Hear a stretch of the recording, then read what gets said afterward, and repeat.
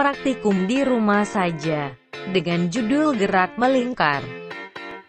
Assalamualaikum warahmatullahi wabarakatuh. Halo teman-teman semuanya. Perkenalkan, nama saya Arif Ramawan Yulianto, NPM A1F020005, Program Studi Pendidikan Kimia Universitas Bengkulu. Kali ini saya akan melaksanakan hashtag praktikum di rumah saja yang berjudul Gerak Melingkar. Adapun tujuan dari praktikum kali ini yang pertama, agar praktikan memiliki keterampilan dalam melaksanakan percobaan gerak melingkar. Yang kedua, agar praktikan dapat mengidentifikasi besaran-besaran pada gerak melingkar. Dan yang ketiga, agar praktikan dapat menemukan hubungan antar besaran pada gerak melingkar. Alat dan bahan yang digunakan yaitu yang pertama ada beban. Beban terdiri dari beban berukuran 50 gram, 100 gram, dan 200 gram. Pada beban ini saya menggunakan beras sebagai bebannya. Kemudian ada tali dengan plastik berukuran 50 cm. Kemudian ada pena. Kemudian ada penggaris. Lalu ada stopwatch. Dalam hal ini saya menggunakan stopwatch dari HP. Kemudian ada penjepit kertas untuk menjepit talinya nanti. Baiklah, kita langsung saja ke langkah percobaan. Yang pertama, ambil tabung pena, lalu kita masukkan tali berukuran 50 cm ke dalam pena.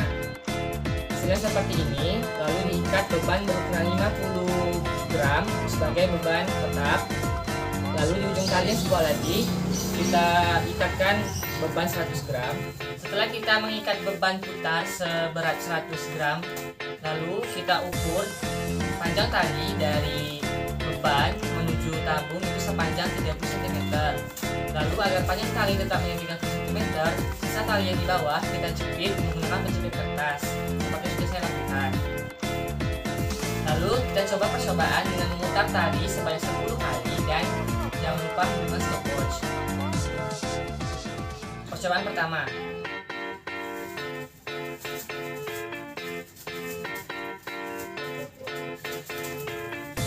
Percobaan pertama membutuhkan waktu sebanyak 5,1 detik dan dicatat ke dalam tabel.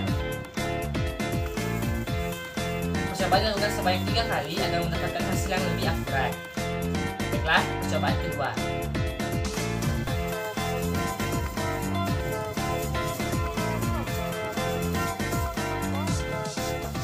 Baiklah, percobaan kedua membutuhkan waktu sebanyak 5,47 detik.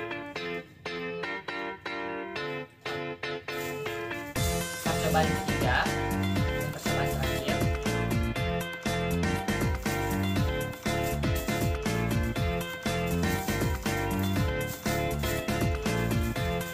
Baiklah, percobaan terakhir membutuhkan waktu sebanyak 5,09 detik.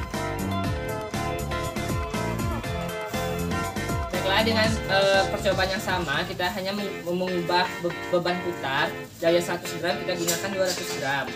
Lalu kita ukur juga panjang tali sepanjang 30 cm.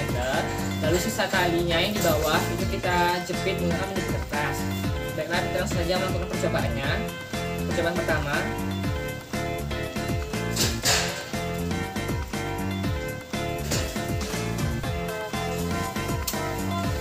Baiklah, percobaan pertama membutuhkan waktu sebanyak 5,27 detik.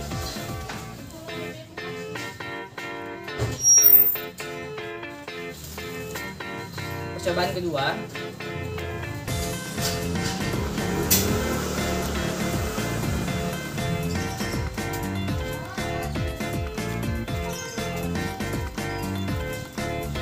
Baiklah, percobaan kedua membutuhkan waktu sebanyak 5,42 detik.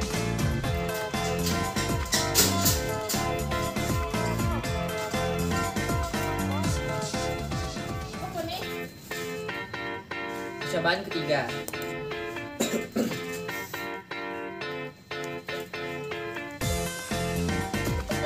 Baiklah, percobaan ketiga membutuhkan waktu sebanyak 5,4 detik. Baiklah, percobaan selanjutnya masih dengan menggunakan beban yang sama, tetapi panjang tali yang kita ubah dari 30 cm menjadi 15 cm. Setelah kita ukur sepanjang 15 cm, sisa tali yang di bawah kita jepit menggunakan penjepit kertas. Langsung saja kita ke percobaan.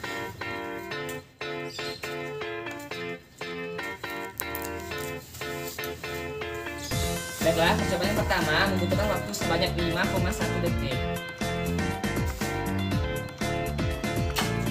Percobaan kedua.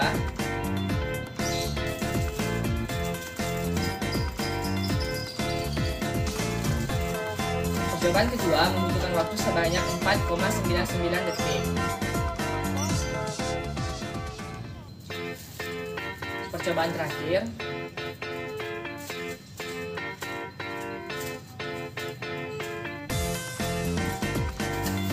Baiklah, percobaan terakhir membutuhkan waktu sebanyak 5,2 detik.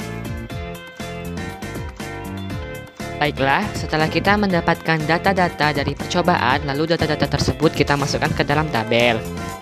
Untuk tabel pengamatan 5.1, dengan massa beban tetap 50 gram, massa beban putar 100 gram, jari-jari 30 cm, didapatkan hasil waktu untuk mencapai 10 putaran pada 3 kali percobaan. Yang pertama ada 5,1 detik, 5,47 detik, dan 5,09 detik.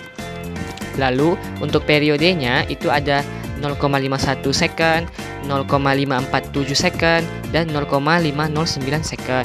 Lalu untuk kecepatan sudut didapatkan 12,31 radian per second, 11 radian per second, dan 12,33 radian per second. Lalu untuk kecepatan linearnya yaitu 3,7 meter per second, 3,4 meter per second, dan 3,7 meter per second. Lalu untuk ralat dari waktu ada ralat mutlak nilainya sebesar 0,125, lalu ralat nisbi yaitu nilainya 2,4%, ketelitian nilainya 97,6%. Untuk ralat di periode, ralat mutlaknya 0,0125, ralat nisbi 2,4%, ketelitian 97,6%. Lalu, pada tabel pengamatan 5.2 dengan massa beban tetap 50 gram, massa beban putar 200 gram, jari-jari 30 cm, dan didapatkan waktu untuk 10 kali putaran itu sebanyak 5,27 detik, 5,42 detik, dan 5,4 detik. Lalu periodenya yaitu 0,527 detik, 0,542 detik, dan 0,54 detik. Untuk kecepatan sudutnya didapatkan 12 radian per second, 11,6 radian per second, dan 11,63 radian per second. Lalu untuk kecepatan linear yaitu 3,57 meter per second, 3,47 meter per second, dan 3,48 meter per second. Lalu nilai ralatnya untuk waktu ralat mutlak sebesar 0,047, lalu ralat nisbinya 0,9%, dan ketelitian 99,1%. Untuk ralat di periode yaitu 0,0047 untuk ralat mutlak, lalu 0,9% untuk ralat nisbi, dan 99,1% untuk ketelitian. Lalu pada tabel pengamatan 5.3 dengan massa beban tetap 50 gram, massa beban putar 200 gram, jari-jari 15 cm, waktu untuk mencapai 10 putaran sebanyak 5,1 detik, 4,99 detik, dan 5,2 detik. Lalu pada periodenya itu didapatkan 0,51 detik, 0,499 detik, dan 0,52 detik. Lalu untuk kecepatan sudutnya didapatkan sebesar 12,31 radian per second, 12,58 per second, dan 12,07 per second. Lalu untuk kecepatan linear didapatkan hasil 1,84 meter per second, 1,88 meter per second, dan 1,81 per second. Lalu untuk nilai ralat pada ralat yang untuk waktu itu didapatkan ralat mutlak sebesar 0,06 dan ralat nisbinya 1,2%. Untuk ketelitian yaitu 98,8%. Lalu ralat pada periode ralat mutlaknya sebesar 0,006, kemudian ralat nisbinya 1,2% dan ketelitian 98,8%. Untuk menghitung periode kita menggunakan rumus di mana T sama dengan T per N. T besar adalah periode, T kecil adalah waktu yang digunakan untuk mencapai banyaknya getaran ataupun banyaknya putaran, dan N adalah banyaknya putaran. Lalu untuk menghitung kecepatan sudut itu kita gunakan rumus omega sama dengan 2 dikali V dibagi periode. Lalu untuk kecepatan linear kita menggunakan rumus 2 dikali V dikali R dibagi periode. Di sini saya juga melampirkan lampiran perhitungan, teman-teman bisa lihat dan kalau perlu boleh di screenshot ya.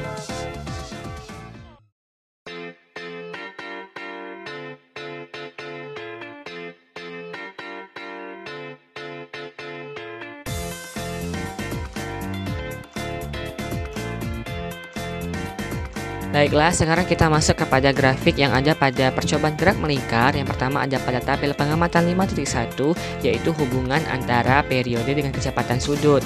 Bisa teman-teman lihat di layar. Kemudian ada juga grafik pada tabel pengamatan 5.2 masih dengan hubungan antara periode dengan kecepatan sudut. Lalu yang terakhir ada grafik dari tabel pengamatan 5.3 masih dengan hubungan yang sama, yaitu hubungan antara periode dengan kecepatan sudut.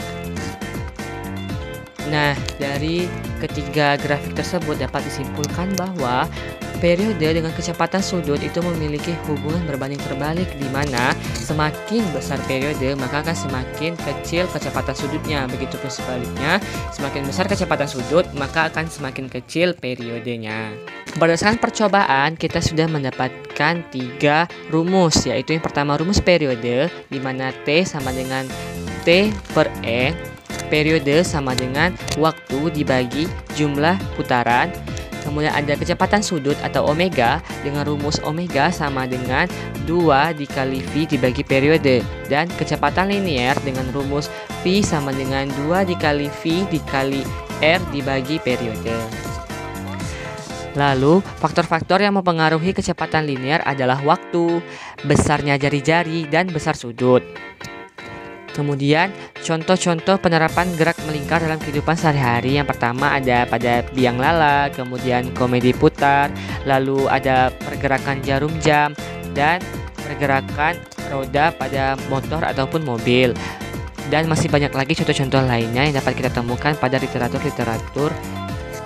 Baiklah, sekian praktikum hashtag di rumah saja yang berjudul gerak melingkar. Jika teman-teman ada pertanyaan, silakan penuhi kolom komentar. Terima kasih.